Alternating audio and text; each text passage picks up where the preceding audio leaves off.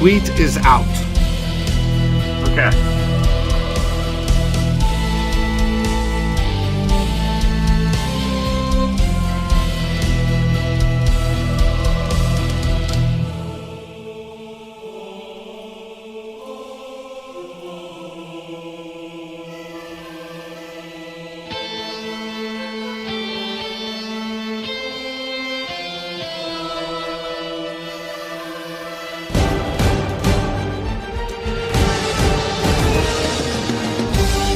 Facebook's out.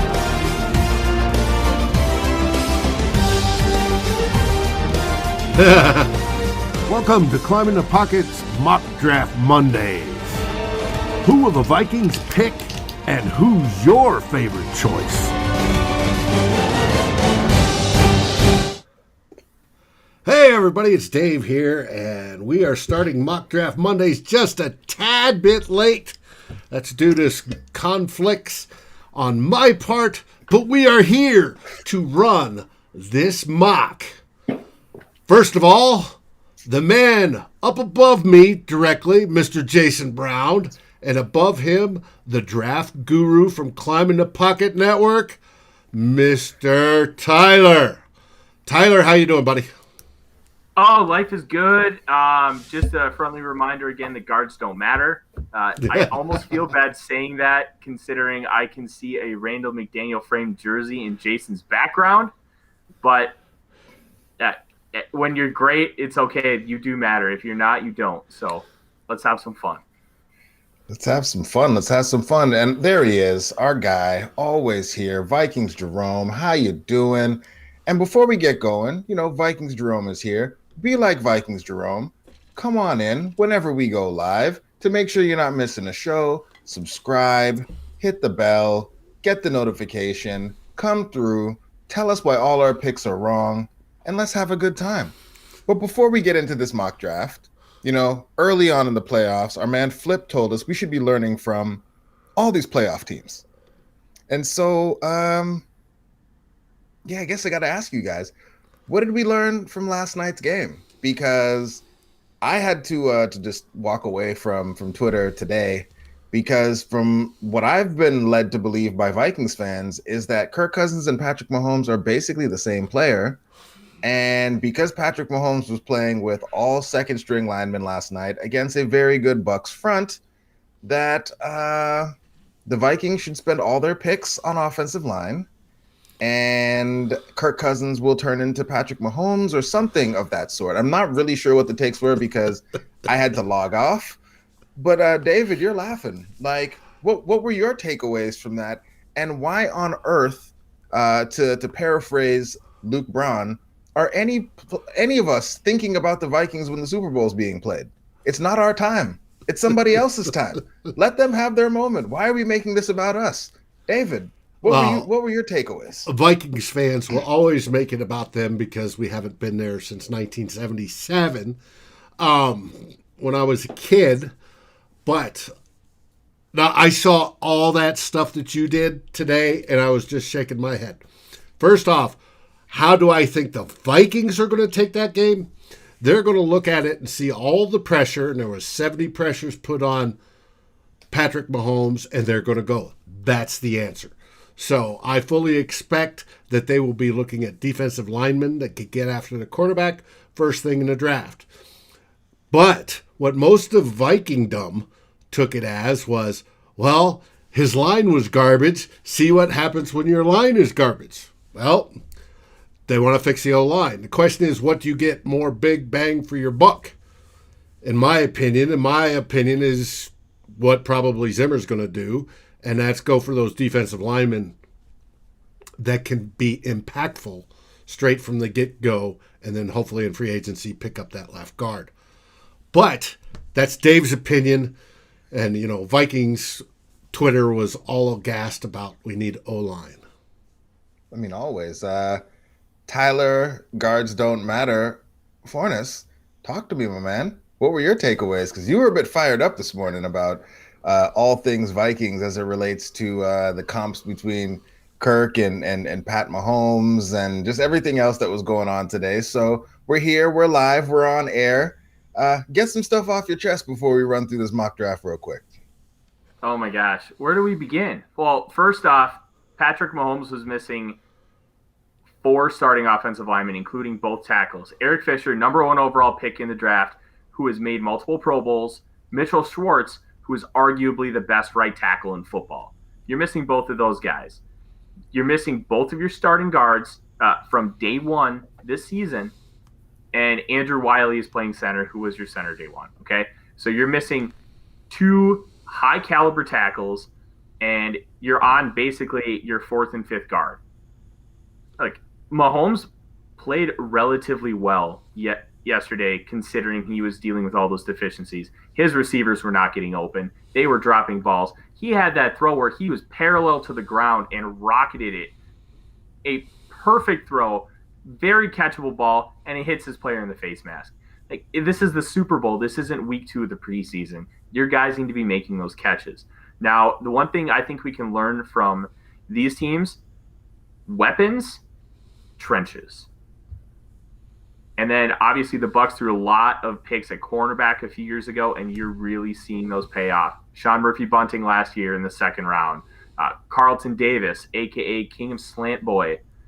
He was a day 2 pick as well. Antoine Winfield Jr., day 2 pick. Jamel Dean, day 2 pick. Throw good assets at the secondary, and you'll be able to eventually start developing these guys, kind of like what the Vikings wanted to do with Mackenzie Alexander. And Nick makes a good point. Mahomes made some of the best throws we've ever seen yesterday. Still couldn't get it done. It was just too much to crawl back from. That Bucs team was just playing lights out. They were getting pressure with 4 and keeping contain. And against a guy like Mahomes, Aaron Rodgers is the same way. You got to get pressure with 4. You got to get it up the middle, and you got to contain him in the pocket so you can swallow him up. And they did a pretty good job of doing that. And you got to make sure that you're able to rush the passer, cover for more than 4 seconds, at least somewhat decent, and you have weapons. This Vikings team has weapons. We have 2 good tackles. We have hopefully a guy who's going to figure out how to pass block it at center in Garrett Bradbury. Focus on the defensive line. Get another asset or 2 at cornerback, and fortify the passing game even more. Get another weapon. Those are the 3 things that I think you need to focus on. Linebacker's great. Running back's great. You don't not want to have good players at those positions, but you really need to focus on those 3. And with what Kirk Cousins is, look, he's probably peaked with the Vikings. He's never going to be that guy that you're going to trot back there and think, oh, if everything goes wrong today, Kirk is going to win this game for us.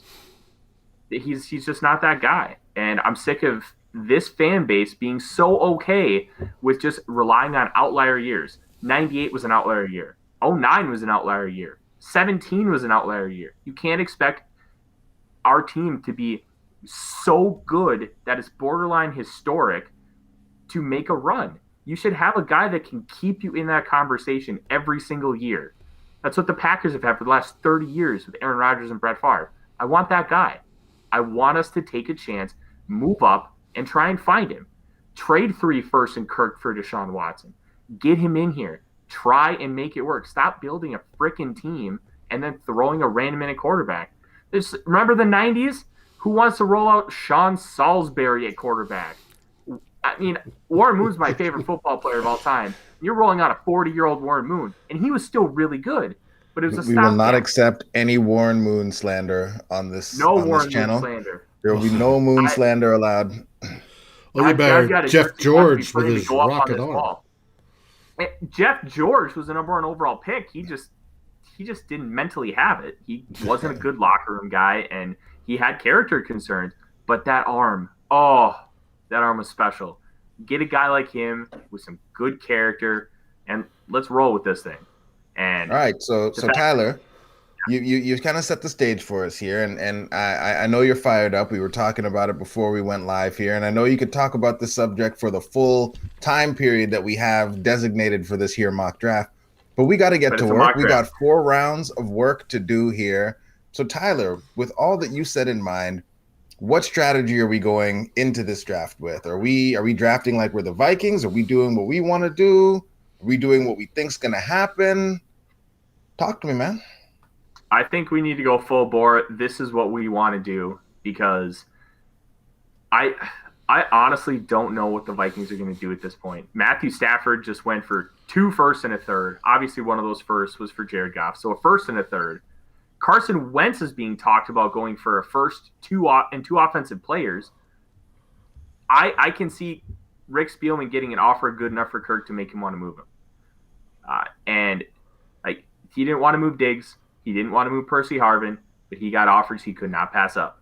And I think with the way the quarterback market is right now, and possibly 18 teams having a change of quarterback for next season, I think Rick gets that phone call and Kirk is adios amigo. So let's draft it the way we want. Let's see if we can find that guy and then put some pieces around him. Well, if Kirk gets traded, and if it's to one of the rumored teams that could be interested, they're ahead of us in the draft. So we take that one in our 14 and we bundle it and move up. Would you do that? And with whatever else? We were talking about it.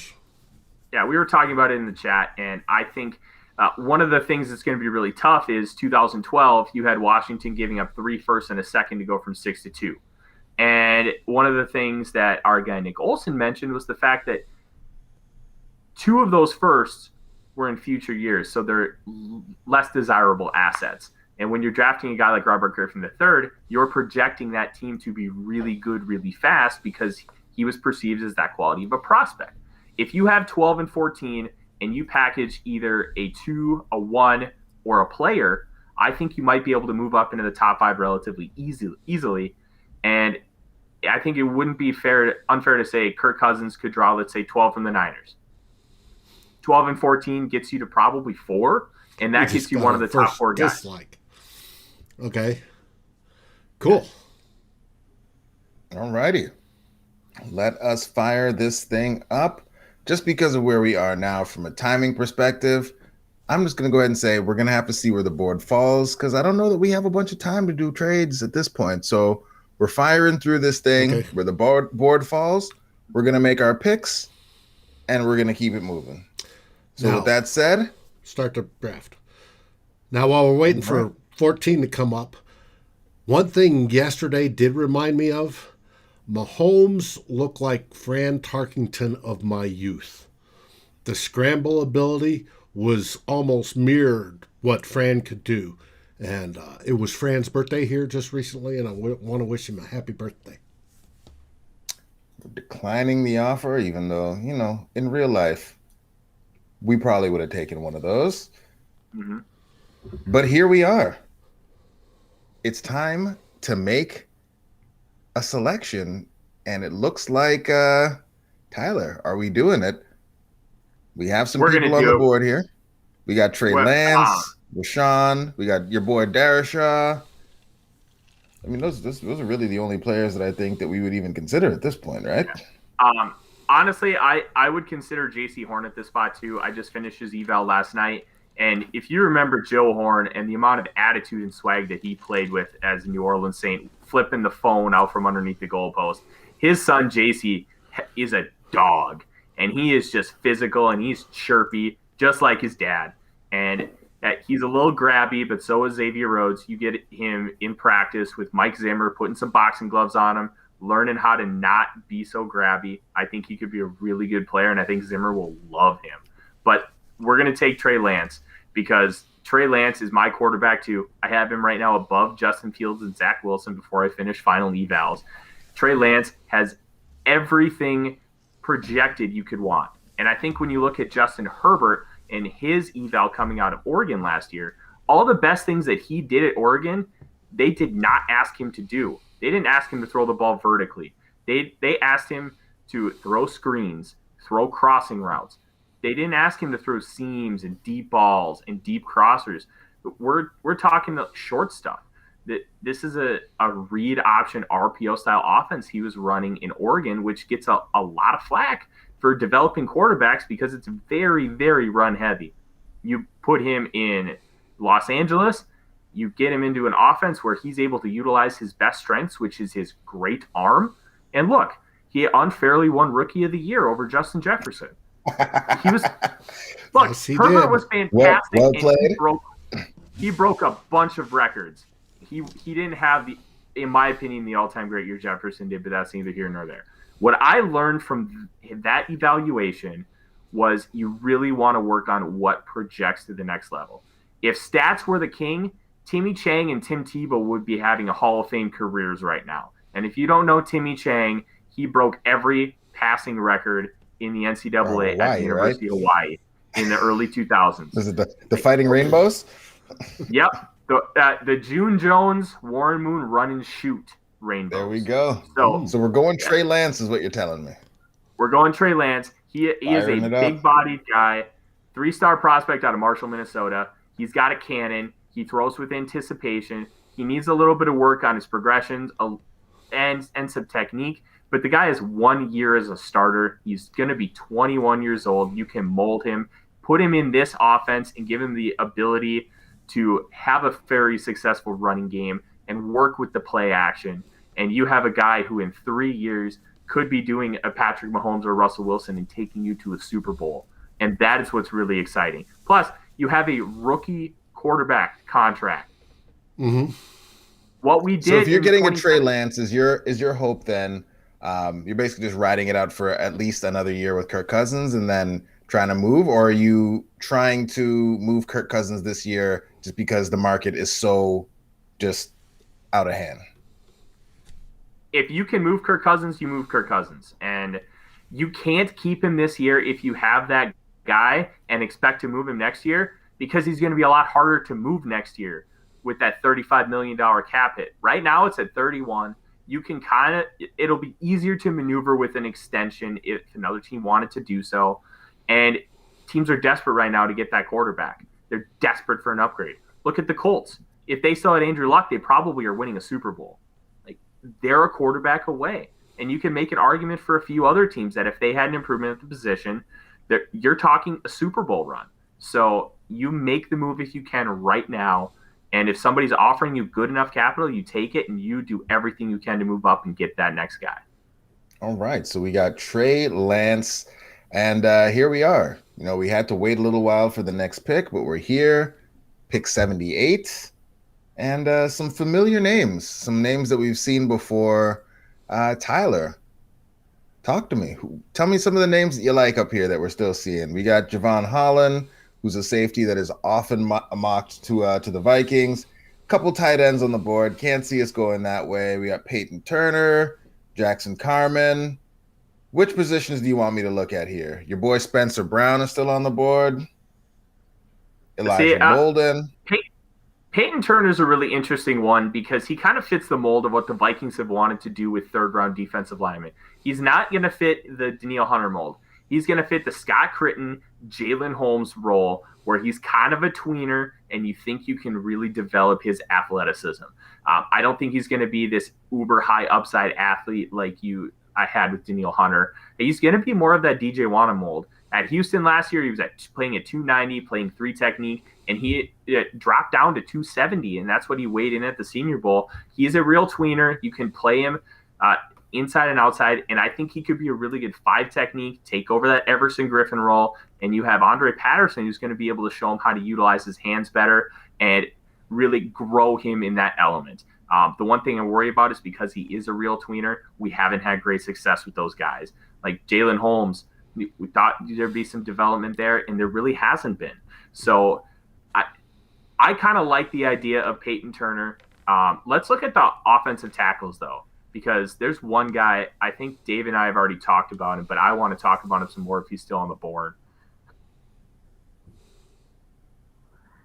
And he might actually be – he is off the board already. Good for him. Deontay Smith is finally getting some respect in the mock draft machine. But are there any guys right here that are worth it to draft and turn into a guard? I think Jackson Carman from Clemson is a really good one. He is a good athlete. He had some good tape last year when they played Ohio State in the semifinal. Yeah, he handled Chase Young relatively well. I think he's going to be a guy that's a developmental kind of player. You're not going to ask him to start day one, but he's going to have a little bit of positional flexibility inside and outside. And I think you can grow him as as a player. Obviously, it says that his scheme fit is power, but I think he's a capable enough athlete to move in this zone system. And the Vikings will probably never touch him. They're probably going to look at Spencer Brown and want to take him. 6'8", like 295, 300 pounds. He's very long. He's probably going to jump out of the building. But I think I just worry about his ability with leverage. He was kind of exposed a little bit in Mobile, did take some coaching and improve throughout the week. But he's 6'8", and he's not Bryant McKinney. Like, that kind of worries me a little bit because guys will be able to get under and really stand him up leverage-wise. Hamza Nasruddin is another really good option. We've talked about him many times, and we've picked him a bunch. He's just a very versatile safety. Can do a little Cam Chancellor, can do a little Earl Thomas. He's kind of a hybrid player where you don't really have a position for him, but he's going to do a lot of different things. Elijah Molden, cornerback out of Michigan, he's going to be a feisty nickel corner, and he's got some great ball skills. One of my colleagues, Roman, he runs the Husky Hall, the fan-sided Washington account, and he can't say enough good things about Molden. He's doing an interview with him here soon, and he's going to get me some fun inside stuff. And right now, I'm probably going to go with Spencer Brown. I really was hoping Deontay Smith was going to still be on the board because I am absolutely infatuated with what Deontay Smith can bring to the Minnesota Vikings. He's going to be Ezra Cleveland, but a better anchor. He's going to be that athlete. He's got long arms. He's quick feet. And I think he's going to be everything the Vikings look for in an offensive tackle. But he's not here, and I think Spencer Brown is a really good player, and the Vikings will still be interested considering what his athletic measurables project to be. Okay, so we're going with an offensive tackle. And if we're picking a Spencer Brown, what are your thoughts on how we're shuffling the rest of things around on the line? Honestly, if you're picking Spencer Brown and you think he can start day one and you still have Riley Reif on the roster, I think you really need to have the conversation to continue to pay Riley Reif and move him inside to guard. Riley Reif is a good left tackle. He's not a great left tackle. We're not talking about the Tyron Smiths of the world. We're not talking about what Tristan Wirfs was in Tampa Bay. We're talking about a good left tackle. He has deficiencies, but those deficiencies get immediately mitigated if you move him side to guard because he doesn't have to worry so much about speed rushers. He's quick enough to handle those interior pass rushers, and he doesn't have to worry about guys like Khalil Mack beating his ass with a bend.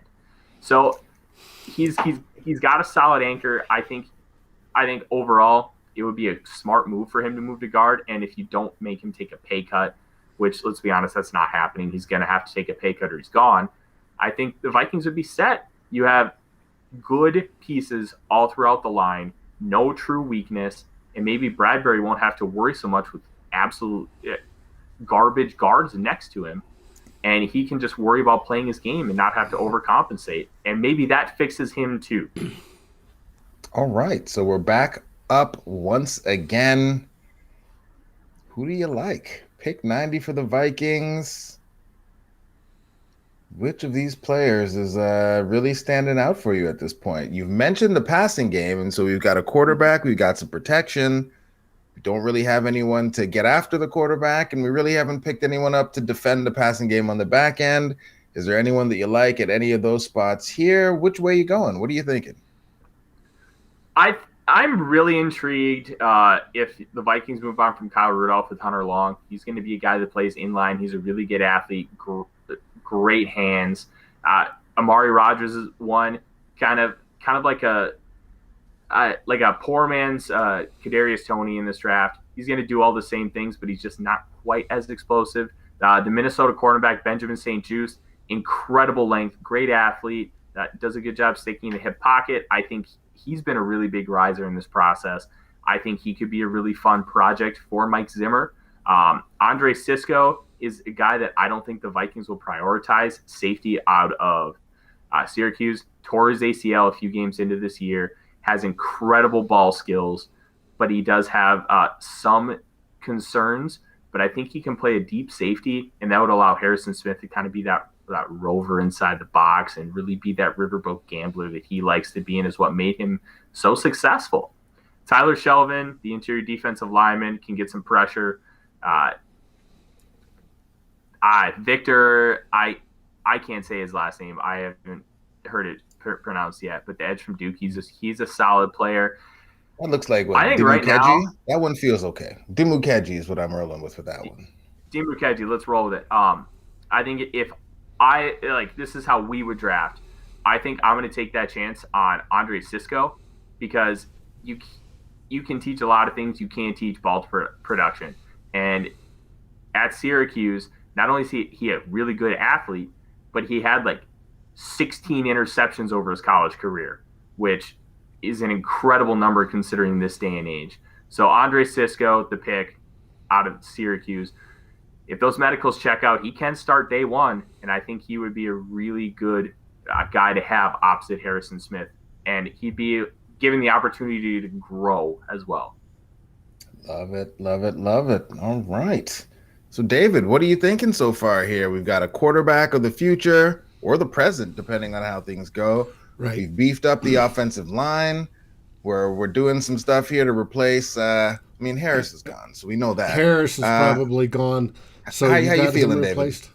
We still need somebody on either a 3-tech or an edge that can hopefully start early. All right. Well, we're back up. We got some edge players on the board. We've got a terrible quarterback from the University of Georgia on the board, so we're not looking in that direction. Tyler, talk to me. What position should we be looking at this point in the draft? I think right here, this is where the Vikings do a lot of their work. You want to take best player available and just get talent on the team. And there are guys who can honestly fit some real big needs. And the guy I want to go with right now is shockingly out of the University of Tulane, and that's Cameron Sample. He went into Mobile, kind of the unheralded pass rusher out of Tulane. Patrick Johnson was getting all the hype during the preseason and even into the season. He showed up in Mobile and really dominated one-on-ones. Able to play inside and out. He's going to be able to play that 5 technique like Everson Griffin was. And I think he's got the motor and the athleticism that the Vikings are looking for. And you give a couple of years, teach him some technique, and this could be another 4th-round gem pass rusher. Everson Griffin, Ray Edwards, Brian Robinson, and I think Sample can be that next guy. Boom. The pick is in. I like it. And here we are. Back again. What are you feeling, Tyler? Not too much has changed since the last one. Yeah. So what position groups would you like me to look at? Let's go with the 2 edges from Notre Dame are really interesting because they were both really solid Senior Bowl players as well. Ade and then Dalen Hayes. Ade, it's so hard for me. It's Ogundeji. Yeah. Yep. So both of these guys really did a fantastic job in Senior Bowl practices. Dalen Hayes has just an absolutely fantastic practice aesthetic. The short shorts with the one leg sleeve just was just badass. So both of these guys are really good players. Hayes is going to be a guy that you rush more off the edge. Ade is going to be kind of more of a tweener. And I think when you look at both of these players and kind of what they'll bring to the Minnesota Vikings, I think Ade is probably going to be the pick here, considering that we got Cameron Sample. Just get more guys who are athletes who can do some damage. I think looking at the receiver board as you are right now, there are guys that we can take in a little bit that will be good value and still be really good players. Remember the elite wide receiver draft of 2015? You got Diggs in round 5. I'm not saying you're going to find a Stephon Diggs in round 5, but I'm also not saying you aren't. There are a lot of really good players who are going to be pushed down the board because of just a glut of talent at the position. Plus, you have Kenny Golladay, Chris Godwin, Juju Smith-Schuster, Allen Robinson. They're all hitting free agency. there's a lot of talent out there, and it's going to be really fun to see how everything just lands. Plus, we're going to see veterans that we're not anticipating right now hit free agency as teams try to get under the cap. Absolutely, especially when you consider that cap is going to be $181 million. Like, teams are not preparing for that. All right, so Ade is the guy. We're doubling up, learning from the Super Bowl, bolstering that pass rush. There we go. And I think we should also point out, Jason, that this isn't just a one-year sample size. Just look at the Super Bowl a couple years ago, or last year even. Look at how dominant both defensive lines were in that Super Bowl game. Look at Aaron Donald, Michael Brockers, Dexter Fowler with the Rams, and then the Eagles, when they beat the Patriots, they had 8 guys rotating in and out on the defensive line. Like, this isn't just a one-year freak-out sample size. Great, deep defensive lines win championships, and it's been proven over the course of the last few years. This is the way the league is trending. Get pressure with 4, have good corners on the back end that can cover for 4 seconds, and you'll be able to do some damage. Okay. But David, have a good quarterback to get you there. I mean, yeah. I mean, generally speaking, to get to the Super Bowl, you're just going to be a good team all around. You basically just need good players everywhere. Yeah, top 5. We have some work to get there. It's what we're doing today. So, David, what position groups you liking at this point? Probably best player available. We're sitting there. You might look at a corner if there's any available. I don't know that there is. I'm going to be honest with you, Dave. This corner class, after like the top 4, it drops. Yeah, it is not good. But Trey Brown, the Oklahoma kid, is a little interesting. He runs like a 4.35 40, but he's got some issues in coverage. He did play well in one-on-ones at the Senior Bowl, did win Practice Player of the Week at the cornerback position for his squad. So that says something, but I haven't had a chance to dive into the tape. I've heard that it's very inconsistent, but he's got that straight line speed, so somebody's going to take a chance on him. Maybe the ghost of Al Davis will come back and draft him. One guy I want to focus in on, though, is safety Darius Washington out of TCU. It was well known that TCU had the best safety duo in college football last year. Trevon Moehrig is a borderline first-round talent. Darius Washington is just as good, but he is not big. You can see there he's 5'8", 179. He's got great range and ball skills. He is fearless as a hitter, but at the same time, he is small. And that's why he's sitting here in round 4. But with what the talent profile is, I'm okay with the size. And I don't know if he'll ever be what Bob Sanders was, but I'm also saying he's not. Like, I think he can be a really solid player, and he's going to give you a lot of effort, and he's going to make plays. Sold. See, I have a prejudice against small guys, especially if they're safety. You got to be able to hit, and you're going up against receivers that are 6'3". But you're asking him to play to do things like play a deep middle and be really good in zone. He can come up and play the run, but he's obviously small, and that's why he's available in round 4. You deal with some of those size deficiencies at this point because there is a lot of talent. Right. That's worth taking the risk. You're talking early round 2. I'm with you, Dave. That size is just too big of a concern. But at this point, throw the dart. Okay, we're still in round 4. End of round 4. Right? We are still in round 4. I mean, the Honey Badger's small, Dave. Yeah, but he's bigger than 5'8". No, he's not. No? He's listed at 5'9" on a Pro Football Reference. He is not that big. So with our last pick, we're kind of looking at a group of players. You're looking at running backs. You're looking at safeties. We could go edge again if we wanted to and just say screw it. Kerry Vincent Jr. is very interesting just because he's going to be kind of that slot guy.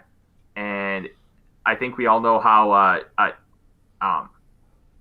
Carlton Davis feels about slots. Dottie will catch Flip tomorrow night.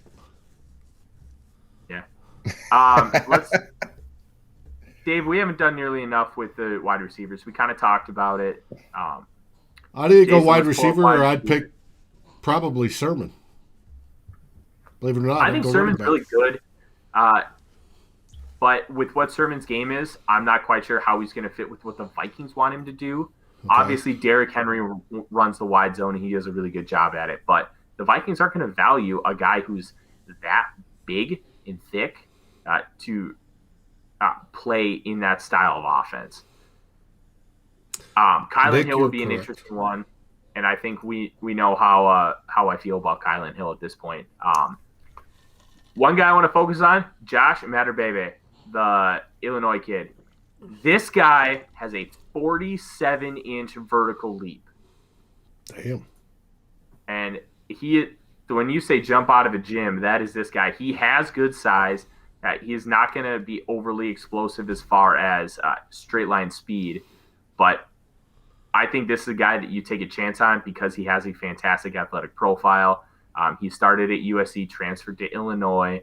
His brother was a 5-star tight end prospect that was at the University of Florida and then ended up transferring to USC to be with his brother, and now they both have left the program.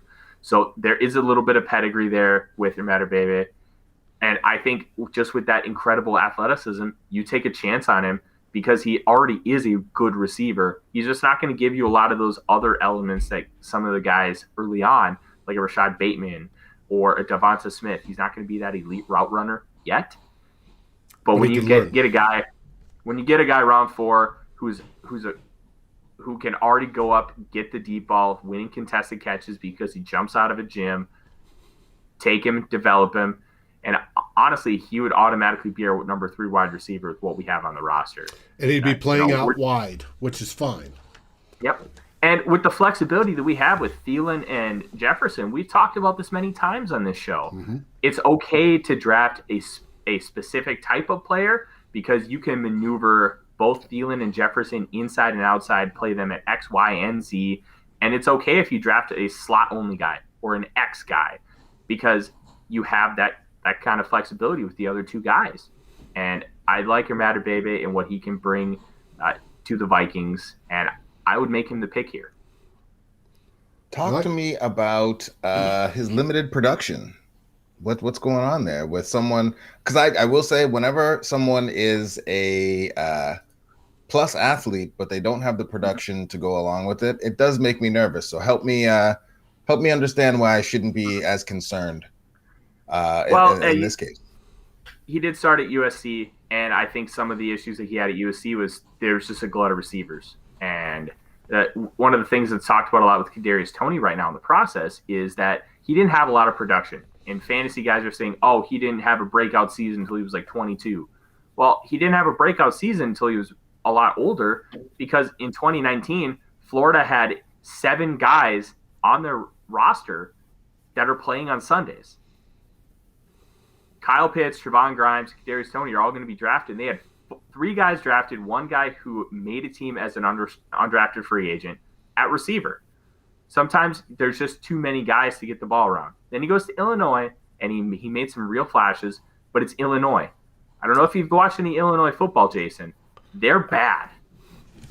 They're really bad. The junior year, football. It looks like he put some numbers up. Things seem to have tailed off in the senior season. Was that injuries or just it was COVID, man. Illinois didn't get to play a lot of football.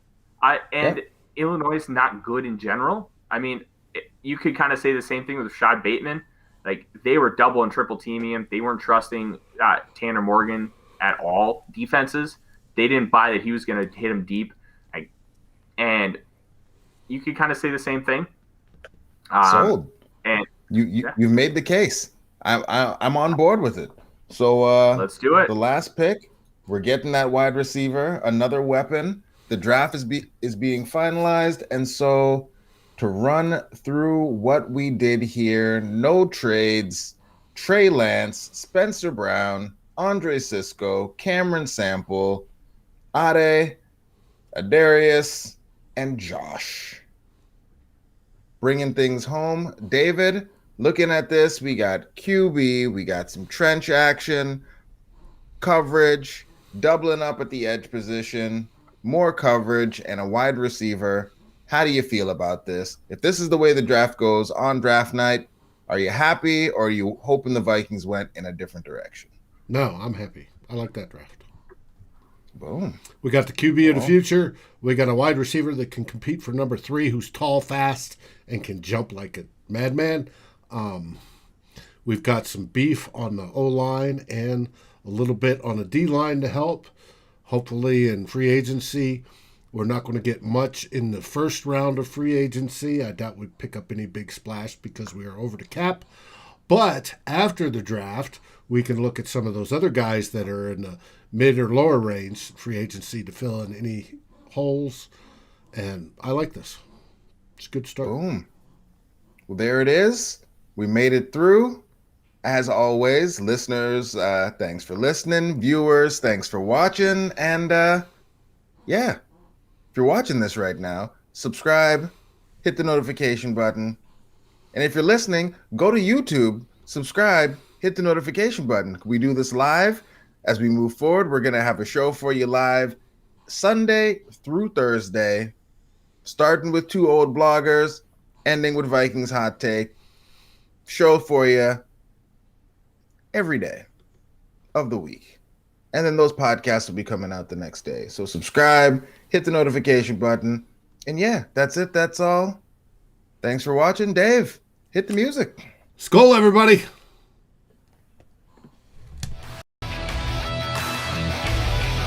Thank you for watching or listening. As always, if you like, subscribe, and ring the bell for notifications. And if you're listening to the podcast, please rate us on your favorite aggregator. Skol, everybody.